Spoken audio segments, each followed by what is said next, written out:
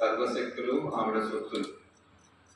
ప్రపంచంలో ఉండే సర్వశక్తులు ఆవిడ యొక్క సొత్తులు. అమ్మవారు సర్వాభరణ భూషిత.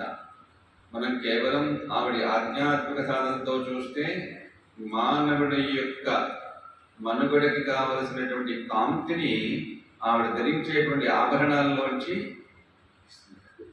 అందుకే మహనీయులు ఎరింగించింది ఏంటంటే యోగమా భోగమా.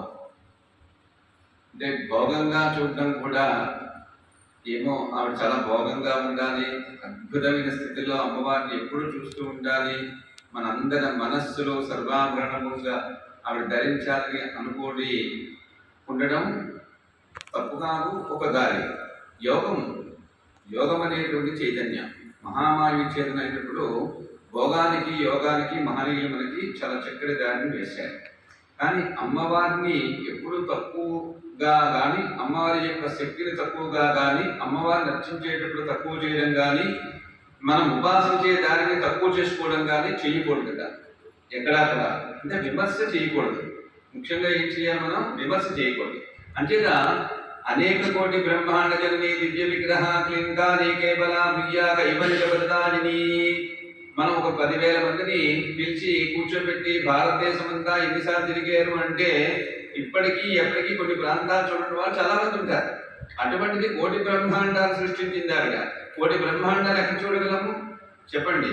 అంటే మనం భారతదేశాన్నే ఒక్కసారి మనం చూడలేకపోయాం. కానీ కోటి బ్రహ్మాండాలు చూడటం అంటే చిన్న విషయం కాదు. కానీ మనం ఏం చేస్తున్నాం, మహనీయులు చెప్పిన దారిలో వెళ్తున్నాం. మన ఏంటి, కోటి బ్రహ్మాండ జగని దివ్య విగ్రహ కలింకారి కేవల అభిజ్ఞ కైవల్య పదదారిని అంటున్నాం. కైవల్యం కావాలి, కోరిక తీరాలి. అనాధి నిధన హరి బ్రహ్మేంద్ర సేవిత నారాయణి నాగరూప నామరూప వివర్జిత అంటున్నాం. హ్రీంకారి కేవల అభిజ్ఞ కైవల్య పదదారిని అంటున్నాం. క్లీంకారి హ్రీంకారి అంటున్నాం. అంటే ఇవన్నీ కూడా అద్భుతమైనటువంటి చైతన్య నిధులు. ఆ అక్షరం నుండి వచ్చేటువంటి చైతన్య మణులు, చైతన్య గుహలు. ఆ గుహల్లో గోమాత గుహ, ఆ గుహలోకి వెళ్ళేమంటే మనకి ఏం చేస్తామో తెలియదు. చిట్ట చీకటి. గుహలో ఏంటుంటుంది? చీకటిగా ఉంటుందా, వెలుగుగా ఉంటుందా చెప్పండి?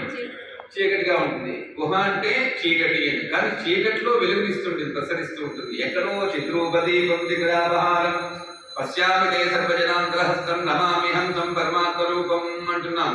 నమామి హంసం. నాలో ఉండే నీవు పరమాత్మ స్వరూపానివి. నీవు లేకపోతే ఈ హంస ఎగిరిపోతుంది.